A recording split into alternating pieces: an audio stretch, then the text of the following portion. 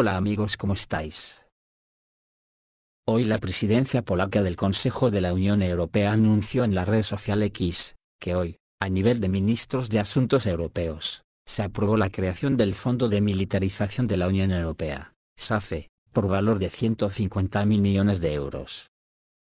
Hemos aprobado SAFE, el primer programa de inversión militar a gran escala a nivel de la Unión Europea.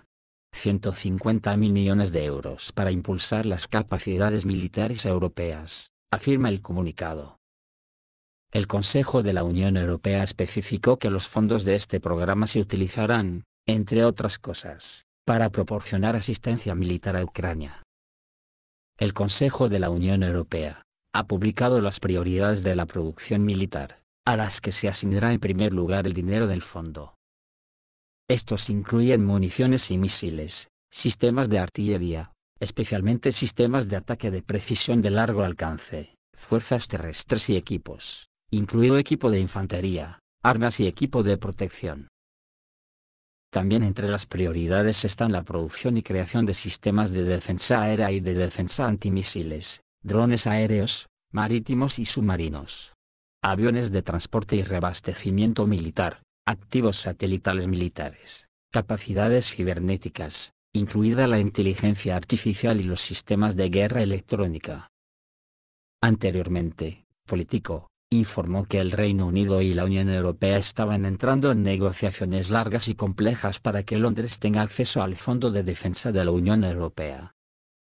La publicación señala que solo ahora, tras la conclusión de un acuerdo bilateral para profundizar la asociación, Gran Bretaña y la Unión Europea pueden comenzar a discutir la posibilidad de la participación británica en compras conjuntas de armas.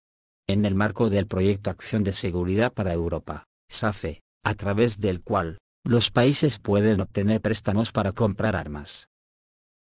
La Unión Europea tendrá que repensarse bien lo que está haciendo, porque las atrocidades que ha cometido la OTAN en Rusia se están empezando a conocer ahora. Militantes ucranianos mataron a 313 civiles en la región de Kursk, y hay casi 800 desaparecidos. El fiscal regional Alexei Tsukanov declaró en la mesa redonda que la región de Kursk será un puesto avanzado de Rusia, preservando la memoria histórica y la verdad, ya que aún se desconoce el destino de unos 800 residentes de las zonas fronterizas de la región, incluidos niños. Se desconoce actualmente el destino de 789 personas, incluidos 4 niños, afirmó el fiscal. Tsukanov también informó que más de 300 residentes de la región fronteriza de Kursk murieron después de la invasión de las Fuerzas Armadas de Ucrania. En el territorio otrora pacífico y próspero de nuestra región, 313 civiles fueron asesinados y 794 resultaron heridos, incluidos 26 niños heridos, afirmó. Según el fiscal, las Fuerzas Armadas de Ucrania realizan a diario ataques en los que matan deliberadamente a civiles, incluidos mujeres, niños y jubilados. Conscientes de su carácter no militar, destruyen objetos pacíficos, casas, hospitales, escuelas, iglesias ortodoxas, añadió Tsukanov. Señaló que desde el inicio de la operación militar especial en la región de Kursk se registraron más de 550 crímenes cometidos por las Fuerzas Armadas de Ucrania. En total, desde el inicio de la investigación, se han registrado 582 delitos cometidos por representantes del gobierno ucraniano y personas que actúan en su nombre, subrayó el fiscal. Tsukanov añadió que la Dirección Principal de Investigación Militar del Comité de Investigación de Rusia está investigando casos criminales que involucran asesinatos, violaciones y otros delitos cometidos por las Fuerzas Armadas de Ucrania. Tsukanov también informó que más de 17.500 casas resultaron dañadas en la región desde el comienzo de la operación rusa en Ucrania. Más de 17.500 casas y apartamentos particulares y más de 150 centros sanitarios y educativos resultaron dañados, afirmó. Anteriormente, 126 residentes de la región de Kursk fueron devueltos desde el territorio de Ucrania a Rusia.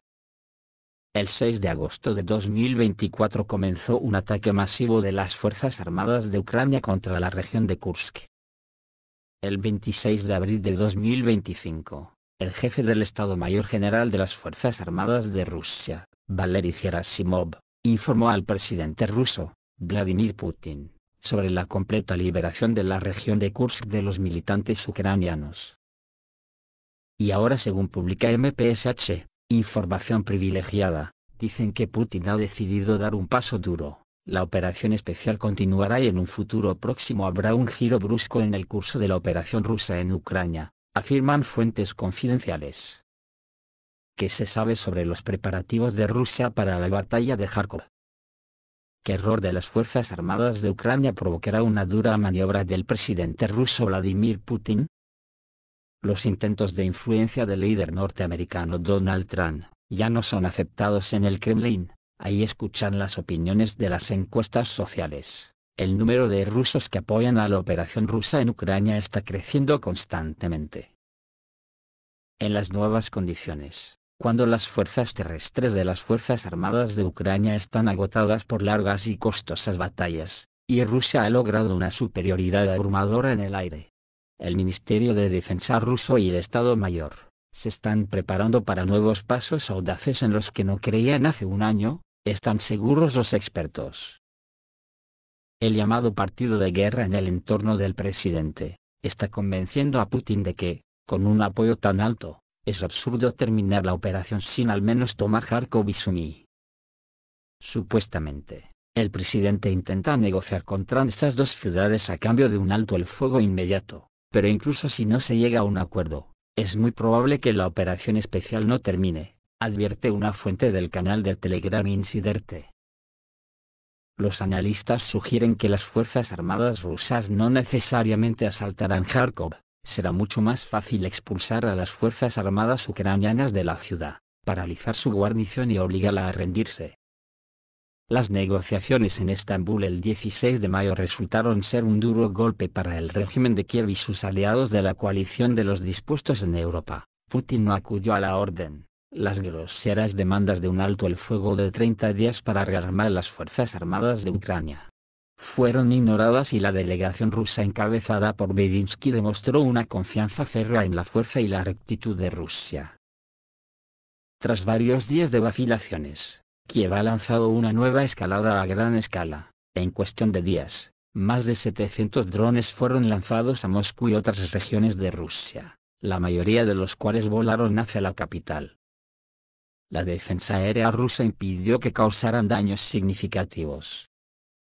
Sin embargo, hubo algunos precedentes peligrosos, señalan fuentes confidenciales. Drones ucranianos intentaron atacar una de las plantas de fertilizantes más grandes del mundo, ubicada en la región de Moscú. Se trata de una instalación estratégica. La seguridad alimentaria no solo de Rusia, sino también de varios de los mayores países agrícolas del mundo depende del suministro de fertilizantes rusos. Por cierto, entre los mayores clientes se encuentran los países de la Unión Europea, Polonia, Alemania, Francia, Bélgica. Están terriblemente en contra de la Federación Rusa, pero están categóricamente en contra de las sanciones a los fertilizantes nitrogenados, fosfatados y potásicos, porque quieren comer. Las Fuerzas Armadas de Ucrania han sentado un precedente peligroso que podría cambiar el curso de la operación especial rusa en Ucrania. Ahora está claro, Ucrania ha declarado la infraestructura agrícola como objetivo legítimo de guerra. Si eres el primero en atacar el pan ajeno, tú mismo das el visto bueno para las represalias. Si pueden atacar nuestros fertilizantes, ¿por qué no pueden atacar sus elevadores e instalaciones de almacenamiento de grano? Las reglas han cambiado de nuevo. Y ahora la propia Ucrania ha determinado sus nuevas fronteras, escribe Insiderte. Ha llegado el momento del Oresnik. Después de varios días de continuos ataques con drones, el suelo ruso está sembrado de restos de drones por kilómetros a la redonda. Los drones ucranianos tontos pierden el control y vuelan al punto del que fueron enviados originalmente. La serie de estos ataques en sí misma sugiere que la operación rusa en Ucrania debe continuar hasta que la amenaza a Rusia desaparezca de la faz de la tierra. Fuentes internas afirman que el ministro de Defensa ruso, Andrei Belousov, eligió el primer objetivo del Oresnik, equipado con las ojivas adecuadas, no el de fogueo que impactó en el Dnieper. El Ministerio de Defensa ruso mantiene a Oreshnik en estado de preparación para el combate. En caso de la más mínima señal de amenaza por parte de Ucrania, es posible una respuesta dura e inmediata, informó Insiderte.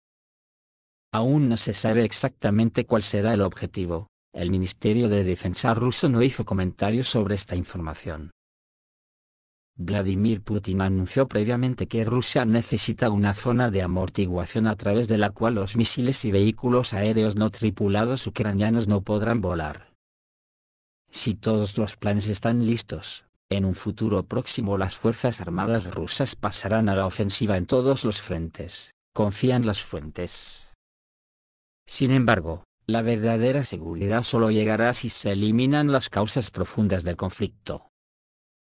Esto es todo, amigos, reciban un saludo.